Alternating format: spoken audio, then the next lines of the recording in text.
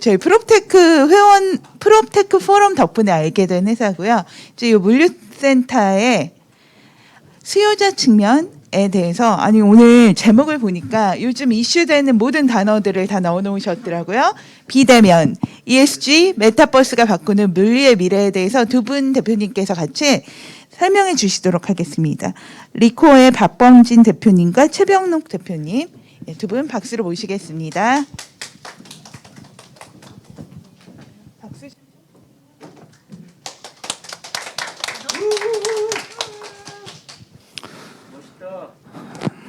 감사합니다.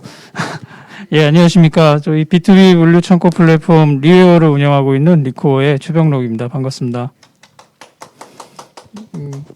저희가 오늘 준비한 내용은 아까 신재상무님 말씀해 주신 대로 요새 이슈가 되고 있는 세 가지 단어들을 좀 다 넣어봐서 제목은 거창하게 잡아봤는데요.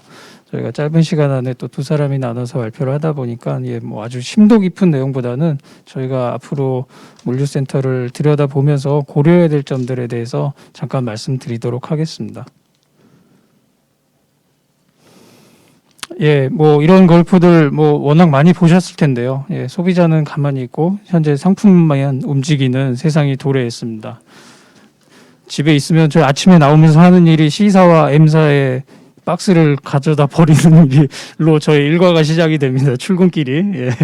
그렇게 시작이 될 정도로 2019년 4월, 5월 팬데믹 서지 이후로 상당한 물동량이 발생했고요. 사실은 근데 기존에 이커머스가 차근차근 계속 성장해 오면서 이쪽 그 물류센터에 대한 수요나 물동량들이 증가는 해왔었는데 코로나가 그것을 아주 불난집에 불을 끼얹은 격이 되어버린 것 같습니다.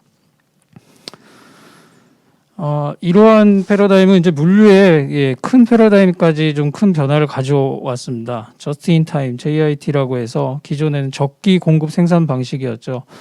다품종 소량 생산을 하는 데들 많이 사용됐던 방식이고 이랬었는데, 그러니까 그 필요할 때마다 부품을 주문하거나 생산 재고들을 가져다가 쓰는 방식들로 기존에는 이루어졌었는데요. 코로나 이후로 저스트 인 케이스라고 해서 재고들을 좀 많이 안전하게 보유해 놓는 혹시 모를 상황에 대비해서 보유해 놓는 상황들이 많이 발생했습니다. 저희가 작년에 국내에서도 크게 두 가지 사례들이 있었죠. 일본 수출 규제로 인해서 반도체에 관련된 부품이나 자원들이 모자라서 애를 먹었던 적이 있었고, 또 그 팬데믹 때문에 중국에 그 공장이 서버렸던 적이 있습니다. 그래서 자동차 부품 중에 와이어링 하나스라고 하는 부품이 있는데요. 요만한 전선 뭉치입니다. 그 전선 뭉치 하나가 공급이 멈춰져 버리는 바람에 국내에 그 1, 2위 하는 현대 기아차 공장이 수일 동안 멈췄던 적이 있습니다. 이러한 상황들을 이제 그 기업들은 대비를 하기 시작한 거죠. 기존에는 저희가 이런 문제들이 정치적인 이슈나 경제적인 이슈에서 비롯돼서 사람이 해결을 할 수 있는 협상을 잘 하거나 준비를 한다면 해결을 할 수 있는 이슈들이었는데, 저희가 지금 겪고 있는 것은 자연재해라든지 코로나와 같은 질병에 대해서 아직은 인류가 어떻게 해볼 수 없는 문제들을 당면하면서 물류 분야에서도 이런 패러다임으로 변화가 일어나고 있습니다. 물류부동산은 기존에 이런 재고들을 많이 쌓아놓는 부분들 때문이 아니어도 이커머스의 성장으로 인해서 물류창고에서 사용되는 면적들이 계속 증가하고 있었습니다. 프롤로지스 자료에 따르면은 기존 유통사 창고 대비해서 이커머스 창고들은 약 3배의 면적을 사용한다고 합니다. 1조 달러의 매출을 증가할 때 3배 정도의 면적이 필요한 거죠. 물류 창고가 왜 이렇게 많은 면적을 필요하게 되냐면, 창고에서 하는 작업들의 종류와 개수가들이 굉장히 다양해졌습니다. 작업량이 많아졌다는 것은 포장도 해야 되고요, 반품도 받아서 처리를 해야 되고, 작업량이 많아졌다는 것은 투입하는 인력의 양도 많아졌다는 거고, 사람들의 동선도 기존보다도 더 필요하게 됐고, 작업 공간도 훨씬 더 많이 필요하게 된 거죠. 물동량이 증가하면서 물류 창고가 그냥 제거하고 쌓아놓아야 돼서 필요한 면적들이 증가하는 것도 따르지만, 이러한 일부 리테일의 기능을 물류 창고로가 흡수를 하면서 필요 면적들이 상당수 늘어나게 됐습니다. 거리두기도 레이아웃의 물류 창고 내부의 레이아웃의 변화도 일으켰고요. 그럼 국내에서 뭐 사실 굉장히 많이들 질문들 하시는 부분들인데 어떻게 보면 추산치라고 볼 수도 있을 것 같습니다. 글로벌 주요 국가의 평균 창고 수요가 가구당 1평 정도라고 합니다. 그러면 국내의 총 가구 수를 2천만 가구 정도 수가 되는데요. 예상 창고 수요는 약 2천만 평 정도가 됩니다. 근데 국내 창고 총 연면적은 약 1,200만 평으로 현재 추산되고 있습니다. 이것이 추산이라고 말씀드릴 수밖에 없는 게 저희도 계속 지금 데이터를 수집을 하고 있는데 뭐 연면적 한 3,000평, 5,000평 이상의 대형 창고들에 대한 데이터들은 저희도 뭐 많이 확보하고 갖고 있지만 사실 그 작은 창고들, 뭐 연면적 한 1,000평, 2,000평에 대한 창고들의 데이터는 사실 국내 어디서도 100% 수집된 데이터들은 찾아볼 수 없습니다. 저희 리에오도 계속 그 데이터들 수집에 나서고 있고요. 이러한 계산에서 봤을 때는 약 800만 평이 아직도 부족하다고 볼 수 있을 것 같습니다.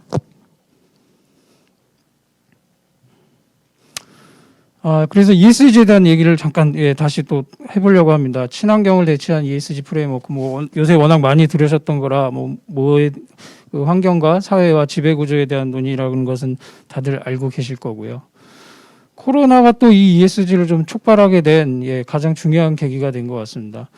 보시면 글로벌 ESG 펀드의 자금 유입량이 2019년도로 들어서면서 급증을 했고요. 2030년까지 약 연평균 10.3% 정도 성장할 것으로 예상되고 있습니다. 유럽의 그 리서치 기관인 머서의 조사에 따르면 2018년도 대비해서 ESG를 고려하는 기업 비율도 약 2배 이상 증가했습니다. ESG 도입이 재무적인 이득이 있을까라는 질문들을 많이들 들어보시고 저도 궁금했었습니다. 근데 이미 2015년 프리드 후시바센 보고서에 따르면 40년간 2,200개 사례를 분석한 결과 기업 중 71% 정도가 부동산 자산의 재무적 퍼포먼스에 긍정적인 영향이 있었음을 확인한 보고서가 이미 2015년도에 나온 적이 있습니다. 저희가 그럼 앞으로 이런 경제활동을 하면서 또 물류창고들을 들여다보면서 ESG를 무시할 수 없는 이유. 첫 번째는 늘어가는 규제입니다. 규제는 뭐 지금 가장 강력하게 나오고 있는 것은 유럽발로 시작이 되고 있는데 글로벌리하게 좀 진행이 되고 있는 것 같고요. 각국 정부나 공공기관들에서 관련 규제들을 지속적으로 좀 내놓고 있습니다. 사례로 보면 엑소모빌이라는 대표적인 석유화학 기업이 92년 만에 지금 다우지수에서 퇴출됐습니다.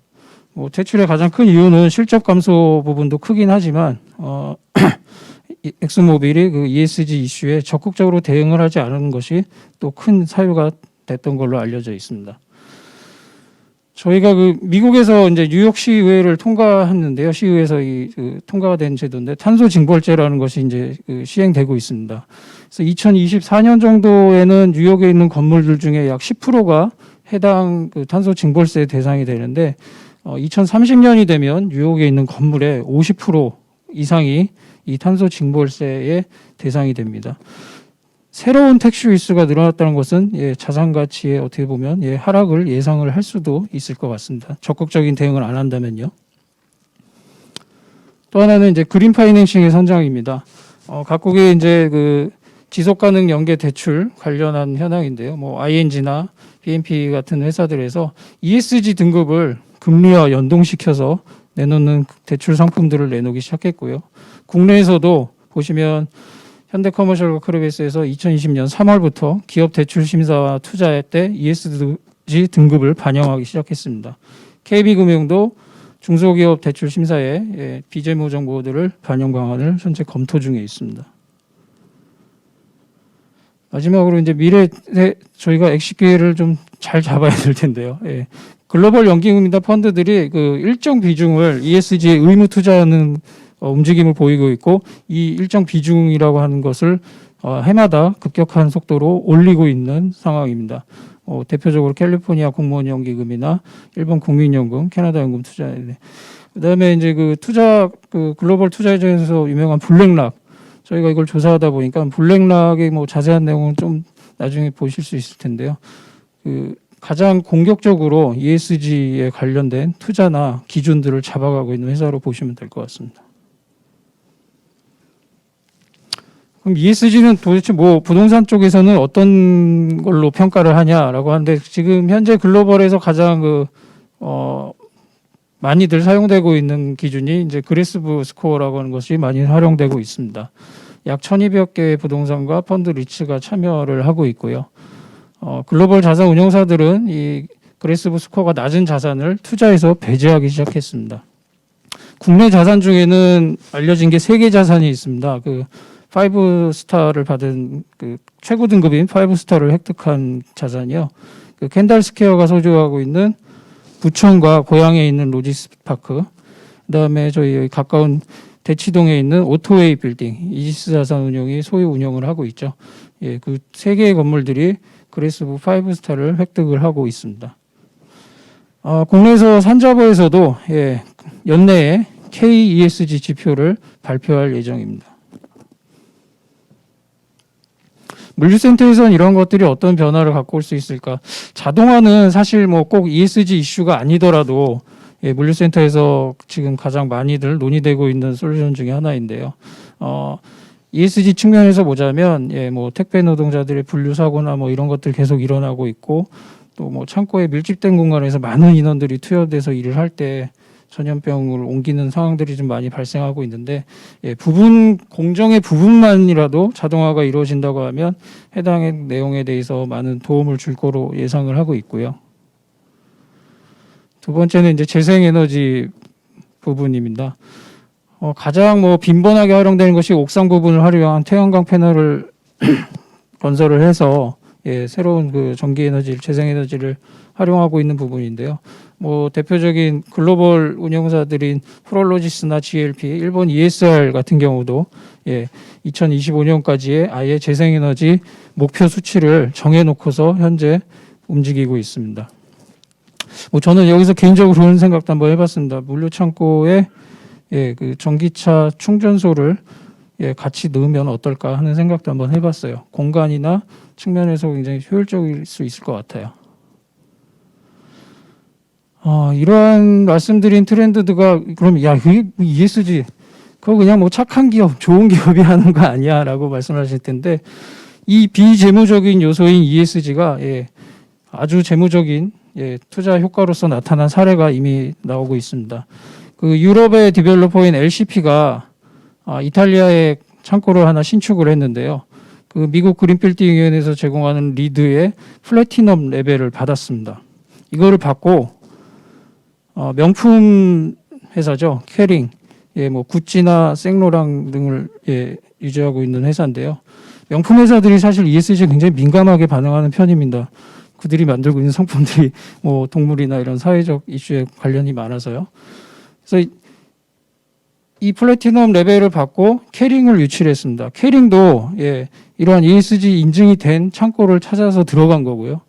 이 개발사는 예, 그거에 맞춘 니드를 충분히 반영을 해서 개발을 했고요.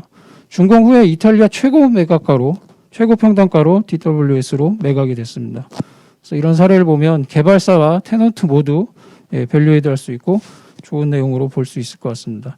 ESG가 지금 저희에게 피부로 다가오진 않았습니다. 아직은. 예, 국내에서도 뭐 임차 수요나 개발 수요에서도 고려 대상들을 많이 넣지는 않고 있는데요. 저희가 지금 최근에 만나고 있는 개발사나 회사들과는 이 부분에 대해서 좀 심각한 논의들을 시작하기 시작했습니다. 그래서 관련 내용이 있으시면 따로 연락도 주시면 감사하겠습니다. 뒤에 예, 다른 내용은 박 대표님 말씀드리겠습니다. 예, 너무 지루할 것 같아가지고 저희가 반씩 번갈아가면서 진행하고 있고요. 저는 지금 리코어에서 이제 뭐 소프트웨어 개발과 기술을 담당하고 있는 공동 창업자 박범진이라고 하는데요. 이 거를 제가 이제 그 지금 21세기에 가장 성공한 이 기업들과 투자자들의 공통점이 있습니다. 두 가지를 크게 말씀드리면은 첫 번째는 ESG에 굉장히 신경을 썼다는 점이 있고요. 두 번째는 끊임없이 미래를 상상하고 예단을 해나가면서 어떤 미래에 있을 그런 상황들에 대비해왔다는 점이라고 할 수가 있거든요. 저희가 뭐 ESG 같은 경우에는 당장 눈앞에 막 첩첩이 쌓이는 규제와 이렇게 현실로 다가온 내용이라면은 이 앞으로 10년 정도의 물류를 좀 내다보시면서 그 각각의 지금 등장하는 기술들이나 트렌드들이 여기 지금 계시는 분들이 하고 계신 업무에 어떤 영향이 있을지 같이 한번 상상해 보시면은 뭐 짧지만 나름 유익한 시작이 되지 않을까 생각합니다. 올해 뭐 키워드 지금 앞으로 한 1에서 한 3년 정도를 지배할 키워드죠. 이제 뭐 당연히 당일 배송이고요. 지금 아마존 같은 경우에는 뭐 뉴욕 안에다가 지금 5개의 풀필먼트 센터를 엄청 크게 짓고 1시간 배송까지 이제 출하를 하는 상황에서 미국 전역의 도심 인근에다가 이제 마이크로 풀필먼트 센터를 한 1,500개를 짓겠다고 지금 발표를 한 상황입니다. 우리나라 이커머스 사업자들도 지금 어떻게 하면 당일 배송까지 갈 수 있을까? 이것을 고민하면서 계속 이 길을 가고 있는데요.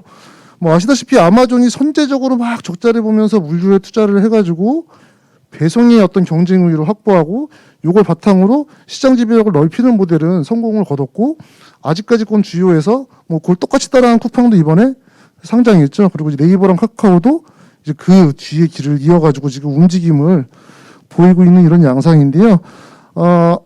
아마 조만간에 이제 서울 시내 자산운용사들이 갖고 있는 이런 자산 그룹 중에서 뭐 데드스페이스라든가 아니면 지금 상권이 무너지면서 남아있는 이런 빈 건물들의 어떤 이것들을 풀필먼트 센터로 활용하려는 시도들이 국내에서도 이어질 전망입니다. 그리고 이제 이 비대면 커머스가 폭발적으로 성장을 하면서 수요는 늘고 있지만은 사실 끊임없이 창고를 무한하게 개발해가지고 공급할 수는 없잖아요. 그래서 기존 공간을 어떻게 하면 좀 더 효율적으로 활용할 수 있을까? 이제 이런 고민들이 되고 있고 그 중에 하나가 기업들이 창고 빌리면 사실 한 30% 정도가 평균적으로 거의 사용되지 않는 공간으로 남는다고 합니다. 왜냐하면 기업들은 본인들 최대 물동량에 맞춰가지고 창고를 빌리기 때문인데요. 이런 남는 캐패시티들을 서로 공유할 수 있는 마켓플레이스를 만들자.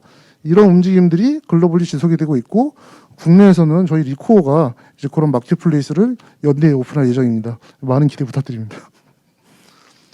좀 광고같이 됐지만은 그리고 이제 좀 더 시계를 뒤로 돌려보면은 지금 우리가 생각하는 이런 뭐 풀필먼트 센터는 뭐 3PL인데 가보시면 아시잖아요. 그냥 뭐 차들 들락날락하고 전형적인 창고인데 과연 이런 도시명 MFC가 그냥 그런 창고에 그칠까? 이런 생각들을 요즘에 많이들 하고 계신데요.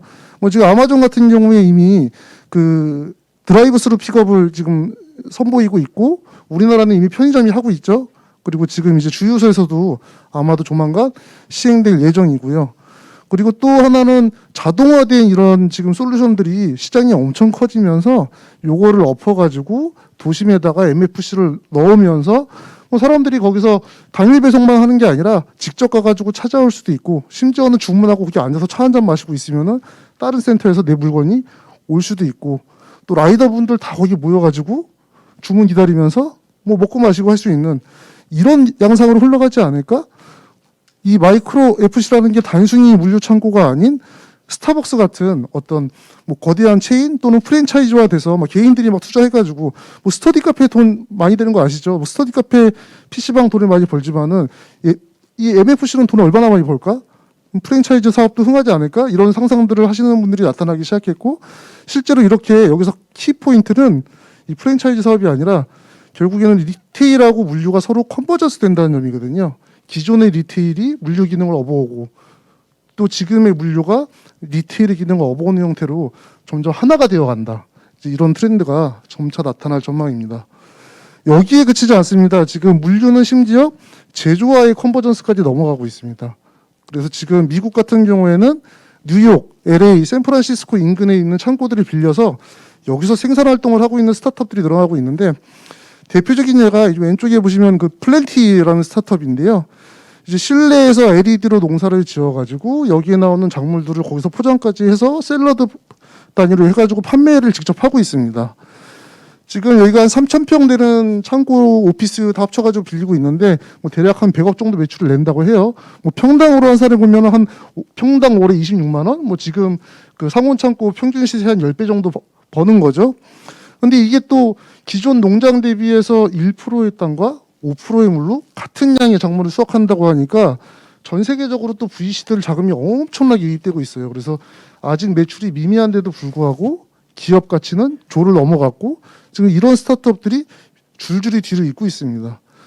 또 하나는 이제 픽티브인데요. 저희 같은 경우는 주문이 들어오면은 창고에 있는 3D 프린터에서 바로 상품을 출력해가지고 배송을 해줍니다.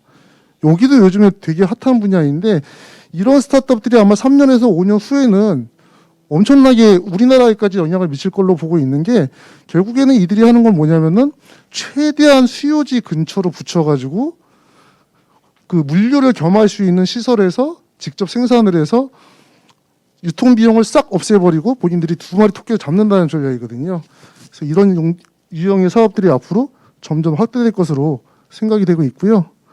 그리고 뭐 지금 다 아시다시피 뭐 모빌리티도 단일 플랫폼으로 여기에 뭐 참여하는 이런 주체들이 워낙 많아지고 있잖아요. 뭐 웨어하우징도 플랫폼으로 뭐 미국에서는 뭐 플렉스 스토어드 같은 애들이 한국에서는 저희가 하고 있고 그리고 또 이외에도 뭐 포워딩 그러니까는 이 물류가 복잡해지니까는 수요자도 많아지고 공급자도 많아지고 있는데 각 단위 기능별로 다 하나의 마켓플레이스 또는 플랫폼으로 묶이고 가는 양상을 보이고 있습니다. 근데 결국에는 이 그림의 끝에 가서는 이렇게 다 플랫폼들 통합이 끝나고 나면은 이 플랫폼끼리 서로 유기적으로 연동이 되면서 어떤 게 가능해지냐면은 어떤 제품을 팔거나 유통시키는 이런 회사들이 더 이상 자신들이 처음부터 끝까지 다 돈을 들여가지고 그 물류망을 구축하는 게 아니라 로지스틱스 에저 서비스라고 하죠. 여기다가 그냥 본인들이 필요한 인프라를 쓰고 사용한 만큼 돈을 내는 이런 라스 모델이 현실화될 날이 곧 다가올 걸로 보여지고 있고요. 다만 좀 아쉬운 점은 이거를 결국에는 사업화해가지고 이득을 취할 주체는 저희 같은 물류 스타트업이 아니고 아마도 이커머스 사업자일 거라고 보이고 있습니다. 지난 수년간 수조 원, 수십조 원 돈을 여기다가 완전 부었잖아요. 거기에 대한 리턴을 이제 취하는 거죠. 그리고 마지막으로 결국 10년 내에는 메타버스는 거의 반드시 열릴 거라고 제가 확언 드릴 수 있겠습니다. 뭐 메타버스는 뭐 굳이 복잡하게 생각 안 하시고 그냥 한 줄 가상현실이라고 이해하시면 되는데요. 이게 우리가 상상하던 범주를 훨씬 뛰어넘는 거의 공상과학 영화 같은 수준의 가상현실이 10년 내로 열릴 거예요. 뭐냐면은 여러분들이 지금 아무 데서나 가상현실 딱 켜가지고 로그인하면은 정말로 그 어딘가 가상의 공간으로 순간이동한 것 같은 경험을 하시는 거죠. 예를 들어서 이탈리아다. 그리고 이탈리아 들어가자마자 짠 갔는데 뭐 이탈리아 보고 이게 현실이야 가상이야 잘 구분도 안 가는데 바람 불고 온도 습도 다 비슷하게 거의 실감형 체험을 하게 되는데 정말 현실과 이질감이 없는 그런 가상 현실 세계가 열리는 거죠. 이제 거기서 이제 뭐 다니면서 쇼핑하고 뭐 이렇게 놀다가 로그아웃 해가지고 딱 보면은 자기가 있는 집 또는 공간 앞으로 다 택배가 와 있고요.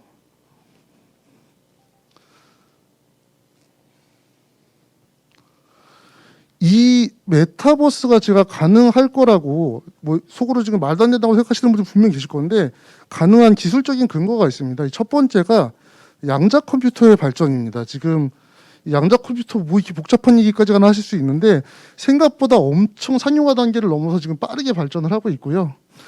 지금 2019년에 구글이 그 54큐빗 양자 컴퓨터를 내놓으면서 우리가 양자 우월성을 달성했다. 뭐 기존 컴퓨터보다 더 낫다는 거죠. 발표를 했고 작년에는 중국 과기대에서 우리도 양자 우월성을 달성했다 그러면서 내놓은 논문이 뭐였냐면은 지금의 슈퍼컴퓨터가 6억 년이 걸려가지고 풀어내는 숙제를 20초 만에 해낸 그런 사례를 들고 나왔습니다. 양자 컴퓨터는 뭐 모든 상황에서 보편적으로 통용되는 건 아니고 아주 특정한 상황에 특화되어 있는 컴퓨터인데요. 크게 두 가지가 뭐가 있냐면은 어떤 확률에 근거한 예측, 또 하나는 시뮬레이션. 그러니까는 첫 번째는 어떤 예가 있냐면은 이런 기상 예보. 기존 슈퍼컴퓨터는 절대 해내지 못하는 항상 틀리는 이 기상 예보를 양자 컴퓨터는 거의 뭐 10분 단위로 굉장히 정확하게 100% 맞출 수 있다고 이야기들을 합니다. 또 하나가 시뮬레이션이죠. 지금 가상현실의 그 진보가 더딘 이유가 가상현실을 만들기 위한 그 모든 그래픽 리소스들을 다 사람들이 노가다로 만들고 있기 때문인데요. 지금 구글이라든지 이런 기업들에서는 이 현실 세계를 바로 렌더링할 수는 없을까? 이런 시도들을 계속 해오고 있는데 기술적으로는 같지만은 지금 문제는 이 컴퓨터 성능이거든요. 오류율도 그렇고 이런 것들을 양자 컴퓨터가 해결을 할 수 있다.